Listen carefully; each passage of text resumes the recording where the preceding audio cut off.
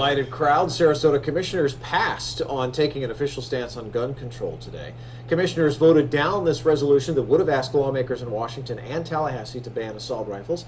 Well, this was all in response to one of their own residents dying in the Orlando shooting. Now, all five commissioners, seemed to like the idea of the resolution itself, but they didn't like the idea of getting sued, which is exactly what the city attorney said could have happened if they passed it. To speak at tonight's public hearing. They heard every argument in the book. There's no reason to take away guns. The problem here is not guns, it's radical Islamic terrorists. Both books. You don't need those. There are other things. There are other ways to own guns. Speakers in favor of the resolution were outnumbered by those against the resolution, 2-1.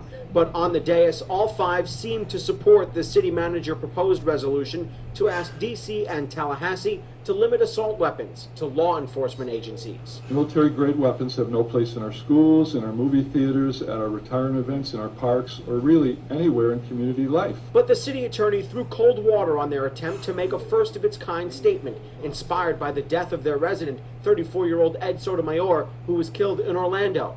The city attorney said it could bring a lawsuit from someone arguing they were harmed by a policy the city was advocating, even though the resolution is a non-binding statement, not a real change in who can own what kind of gun. I think we have an obligation to our residents and to the city and the taxpayers to heed the advice as to what the city attorney has said. The resolution was ultimately voted down.